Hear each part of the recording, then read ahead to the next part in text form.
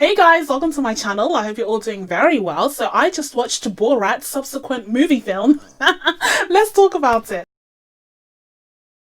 So Borat's subsequent movie film, that title is just absolutely crazy.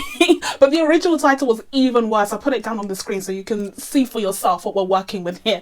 But this film is directed by Jason Walliner, and this is of course the sequel to the incredibly popular, almost groundbreaking, if you will, original Borat film, which came out 14 years ago. Yes, this is one of those ones, a follow-up that comes out after a decade or even more than a decade. And those kind of films, especially in the genre of comedy, can be very hit or miss. I mean, we've seen Bill and Ted just come out a couple of months ago, but in this case, when you're following up a very popular comedy after more than a decade, there's definitely a risk involved, and especially with a comedy of this type, of this genre, where it's very much talking about, you know, world issues and social issues that are current and very relevant to today's world. It's definitely something that would be seen as an uphill battle for anyone else. But of course, Sacha Baron Cohen, at this point, you know, a lot of trust has been placed into his hands, and rightfully so, because he has created a whole career of doing this kind of thing. And the original Borat was such a success that of course it makes sense that he would dive into this character again and see what he could do with it in the context of today's world. Now, having said all of this, I am not someone who's ever been the biggest fan of this type of comedy. I've never actually seen the original Borat, but I did used to watch Sacha Baron Cohen's Ali G character sketch. What was that? I have no, was it a show? Was it a film? I literally have no idea. It feels like a fever dream at this point. And I was so young when they came out that I probably wasn't even allowed to watch them. What was that? Anyway. I've also seen Bruno. Like, I've seen a couple of his films, so I know what his genre of comedy is. But I've never seen the original Borat, and I didn't get a chance to watch it before watching this one, unfortunately. But I think I get the gist, and also I want to be able to judge this film on its own anyways, because I definitely have some thoughts. But before I share those thoughts with you guys, if you could please, if you're not already, be sure to subscribe to my channel so you can catch new uploads, and make sure you turn on your notifications, and make sure you let me know down in the comments below what your thoughts were on this film. So without further ado, let me tell you guys what I thought of this one. So first of all, like I said, when it comes to comedy sequels that come so long after the original film, it's definitely a risk there, because you're bringing this sort of material that belonged in, say, the early 2000s into an entirely different world. And to add insult to injury, you're trying to create clever and comedic social commentary on this current world and the current socio-political issues that we're dealing with, using the same tropes and using the same kinds of characters and stereotypes that were popularized in the early 2000s. It was always going to be an uphill battle, and I personally don't think that the film consistently is able to make lightning strike twice. I personally felt like the comedy in this film felt quite dated, especially when it leaned more into the obvious jokes, when it leaned more into kind of forcing the joke and beating a dead horse almost. I mean, I'm especially talking about the penis jokes. Like, let's keep it relatively PG. The penis jokes, I'm over it. I'm literally over it. The thing is, we're living in a day and age where reading a Twitter thread can leave you with stomach cramps. But how hilarious. There's a lot of comedy to be found on Twitter. When you get past the nonsense, when you get past the war zone that it can become, it can be a really funny place. And indeed, social media in general is just full of incredibly clever, funny people. And so you really have to raise the game when it comes to a film like this, especially when you're commenting on social issues today. We see threads upon threads of people commenting on these very same issues in even more of an articulate and clever and funny way. So you really have to bring something new to the table. You really have to work to bring something new to this discussion that's been had time and time again. And I don't think that the film quite achieves that. I don't think the film adds anything substantial to this discourse that's already been had in an incredibly entertaining way on social media. And aside from the fact that the film has a lot of competition from social media, and even in other films and TV series like Saturday Night Live, for example, the film itself leans into comedic tropes that felt very dated to begin with. Like I said, not a fan of the penis jokes. I think society has advanced past the need for penis jokes. Society has advanced past the need for childish teenage boy humor. I'm literally over it. I'm literally over it. I'm literally over society trying to convince me, trying to brainwash me into thinking that male genitalia is hilarious. Literally the peak of comedy. I don't believe it. You have to do better. You have to do better. We all have to do better because it's just not funny. And this film leans into it a few too many times for my liking. So the brand of comedy here wasn't my favorite, but that's not even the biggest issue that I had with this film, because here's the thing. 2006 was a very long time ago. It was a very, very long time ago. Now, like I said, I was very young, so I barely remember the hype around this film. I think I vaguely remember people getting excited about it, but like I was like 9 years old, so like I didn't care. It wasn't age appropriate. I wasn't gonna watch it. I literally didn't care. It was just background noise. But in hindsight, I can understand how people could get excited over this, because there were interactions with real life members of the public and they were pranking real people, and that was kind of his shtick, you know, as this character of Borat. Real people would believe him and he'd be interacting with random members of the public in an authentic yet comedic way. But you see, here's the thing. A lot has happened in the last 14 years. Like I mentioned before, we have the advent of social media and the way that we know it now, and we've had so many prank videos. Now, that's not to take anything away from the fact that Sacha Baron Cohen is clearly a pioneer in this genre of comedy, but it has been done to death at this point. And another thing that has changed in the last 14 years is that we now live in a post-truth society. We now live in a world of fake news. We have no idea what's wrong, right, true, false. Like it's just all up in the air at this point. It's all down to your own personal judgment. We can't trust anything. And so during this entire film, I was thinking, are those actual people? Are those actual members of the public, or are they actors? I don't have a solid answer to this. I think you're supposed to believe that they're actual members of the public, but here's the thing, I don't trust anything, so I don't believe that.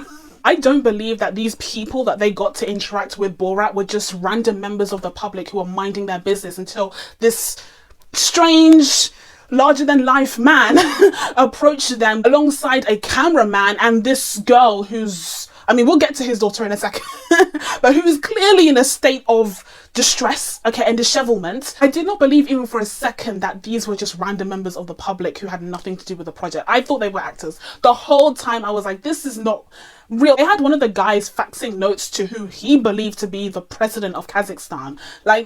And he was writing like smiley faces and he was so chill about it. I don't know. Maybe it's because we've all been so desensitized to this kind of BS before that people would genuinely react in this way. Like, oh, okay, just some other Vine star or some other TikToker trying to make a buck. Like, maybe that's what they thought. Either way, it's no longer authentic though, because either they're not actual random people that they met on the streets and they're actors, which is my suspicion, or these people were never convinced that this was an authentic kind of genuine interaction. They were just kind of playing along, in which case they became actors for that moment. Either way, it's no longer authentic and as genuine as it would have been in 2006 when this was a novel idea. And the film itself kind of touches on this when Borat first hits the streets of America and a lot of people are able to recognize him because of course, like, this is how monumental this film was in pop culture at that time. So people are able to recognize him, or at least are able to recognize someone dressed like him. And so the whole shtick kind of doesn't work as effectively. He kind of has to do a lot more work in order for it to, you know, go half as smoothly as it would have in the first film. And there's a bit of a struggle in that front. But all the while, I'm just sitting there thinking, I don't believe it. Even for a second. I believe the Giuliani situation, like I believe that they got him, but all of these other people that were dotted throughout Texas, no. Some of them were actors, 100%. And whilst I do think that Sacha Baron Cohen did a great job of touching on some of these incredibly relevant hot topics for today, which is remarkable considering, you know, this film must have taken time to write and to produce, but all of these issues feel very relevant to today, to right this second, to the point where this film actually debuted a day after the presidential debate, I believe, in America. And so a lot of what was going on screen just completely mirrored what was going on in real life. But at the same time, I do think that the way that they approached some of these hot topics was a little bit dated and a little bit problematic, and I would have liked to see a little bit more nuance in those explorations. In particular, one of the biggest themes that they explore in this film is that of feminism, as they introduced the relationship between Borat and his daughter, which, by the way, was one of my favorite parts of this film. We'll get into that later on in this review. But I felt like the theme of feminism could have been explored with a little bit more nuance, or a lot more There was none, literally. He was just an outright misogynist the entire time until he wasn't. I would have liked to see the gradient, the spectrum that exists, because there is such a thing as benevolent sexism, where the sexism seems to aid and benefit the people who are affected by it, but in the end, it just helps to perpetuate the worst parts of sexism as well. Especially when they were exploring the world of cotillions and, you know, gentlemen, ladies, and that whole culture. They very much could have delved into benevolent sexism in that scene, and I think there was a bit of an attempt to do so and to highlight the hypocrisy of that culture, but it was in such a an unnuanced way. Like, it was very brash, it was very broad. I mean, you have that dance that his daughter performs where she's on her period, and it's like, ah ha ha, periods are hilarious, except no, society has moved past this, society has progressed past the need for this. Anyways, a perfect example of what I'm talking about is when he's talking to those QAnon people, those people that believe in those crazy conspiracy theories. But then he presents to them this manual, this Kazakhstanian manual that's supposed to explain how women should be treated, how they should be raised and, you know, locked up in the cage, and all of that to do with womanhood, at least according to this manual. And even they think it's crazy. Like, even they are looking at this and saying it's a conspiracy theory. They said that. They called that manual a conspiracy theory. QAnon, whatever. And that's what I mean. The exploration of feminism lacks so much nuance that even those who are conspiracy theorists themselves could identify the issues with the way that Borat was treating his daughter. There's no real conversation then. The real conversation to be had lies in the grey areas where people think that they're not being sexist when in reality they are. That's the more interesting aspect, but instead the film lies into obvious commentary, and it just doesn't add anything new as a result. But speaking of Borat's QAnon friends, I think one aspect of the film that they 100% knocked out of the park was the exploration of that culture, of that phenomenon. And I actually wish that they had dove into that with a little bit more depth and a little bit more detail, because this is something that's kind of newer on the scene. At least I think the conspiracy theories have been around for a while, but in terms of their, you know, notoriety in pop culture and in the media right now, that is a very hot topic. That is a searingly hot topic, and so I wish the film would have lent into that a bit more, as opposed to exploring, you know, Donald Trump's comments from like 4 years ago and a lot of stuff that's happened over the last 4 years. And alongside the QAnon situation, we also got an appearance from our good old friend the pandemic, Matt. Literally crazy, which means they would have like filmed this like yesterday and then sold it to Amazon today, and then they brought it out just now. Like, that's crazy just how on the pulse this film is in that sense. And then of course there was that twist with the pandemic at the very end, which I thought was pretty creative. It was quite far-fetched and some people might say it's in poor taste, but I did think it was a bit funny at the end. You know, in these hard times, you need to find a reason to laugh. It may be too soon to be laughing at pandemic related jokes, especially because it's getting worse right now. This thing will not end, but I did think it was somewhat clever, if not a little bit sensitive. But that's just kind of his brand in general, so I'm not even surprised by that at this point. And lastly, I did want to spotlight the incredible addition to the Borativerse, I guess. That, of course, is Borat's daughter, portrayed by Maria Bakalova.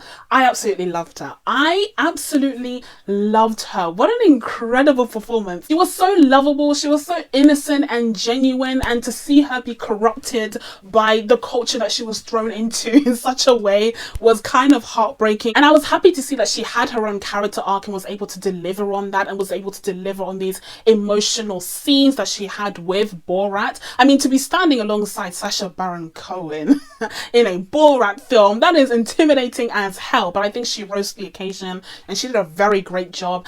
And I would also say that she was put into some very uncomfortable situations, very uncomfortable, very despicable situations. I would say that the actress was she was great during this film. And I would say as well, in the case of Borat, I did enjoy the fact that he also went through an arc. He wasn't the exact same person at the very end of the film that we saw at the beginning. And that is remarkable, because in a lot of comedies that unfortunately just isn't the case. Like, the main characters don't tend to change at all, and so to see Borat actually go through some sort of character development in this film was pretty good. Like, it was pretty well done, I have to say. So overall, I had a fun time with this film, although like I said before, this style of comedy isn't really my brand. It's not really my cup of tea, but there were some very funny moments, especially when it didn't feel like they were trying so hard.